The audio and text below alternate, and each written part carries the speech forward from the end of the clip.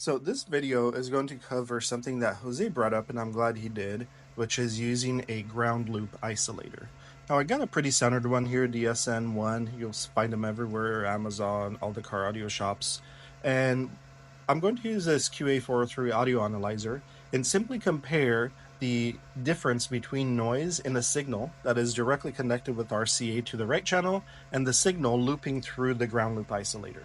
Now remember, internally these things use transformers, so magnetic fields to transfer data. So let's see what happens when we have a low quality one. I did a video on a high quality one, which is more like $200, but let's go with this $15, $30 one that you'll find everywhere.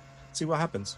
All right, so here's how you can interpret this graph. This is the frequency that we're currently analyzing, and this is dBV, or the way we could look at it is basically the amount of signal detected at that frequency.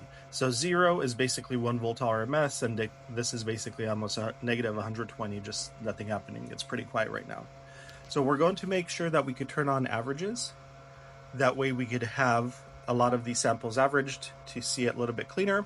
And what you're going to see is that the left channel is going to be yellow, so that's our standard channel going through the line out converter, and the right channel is a channel without the line out converter, so it's straight through RCA.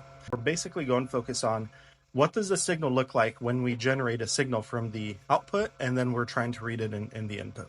So here we go. Let's have our signal generator, and I'm going to start with 20 hertz. You guys are bass heads, and that's what you care about. And like I mentioned, a good ground loop isolator that does not have a phase delay and doesn't cause all this is more like $200, but this is your standard one that you'll get at any shop. So let's run the signal, and we're going to let it settle. There we go, it's generating the signal now.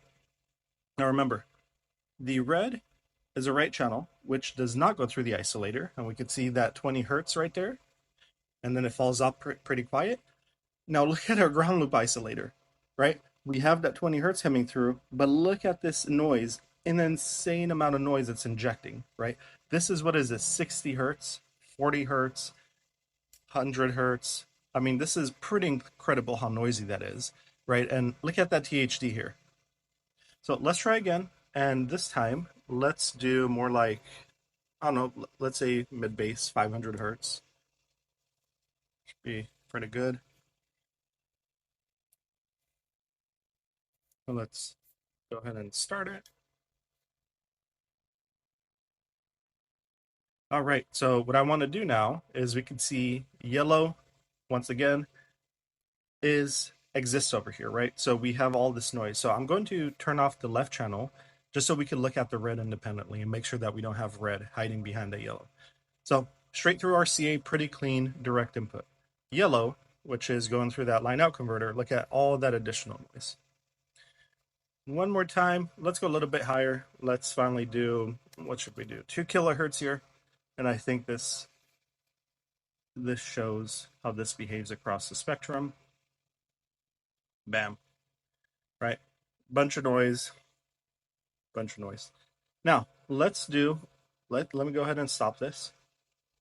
And we're going to run an automated test. Let's do a THD versus frequency test. We're going to go ahead and map the right channel, 0 dBV, which is 1 volt RMS. We're going to go ahead and do 20 hertz to 20 kilohertz. And again, left channel is through the line out converter, right channel straight through RCA. Let's go ahead and map it. And as it's running, you'll see the difference between the two channels in terms of THD. So you'll see yellow is a line out converter and how it's affecting the signal because it's using a transformer. Right is pure RCA without the ground loop isolator.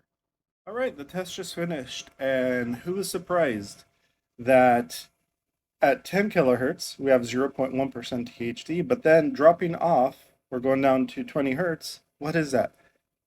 Oh my God, that's 1.8 or so percent of THD at 20 hertz. Now you might say, that's a small signal. I don't really care about that for my subs, which is fine, but I just want to show the data. That's my point here, that even if you're at, mid bass, let's say 500 hertz or 100 hertz, you're still looking at, 0.1.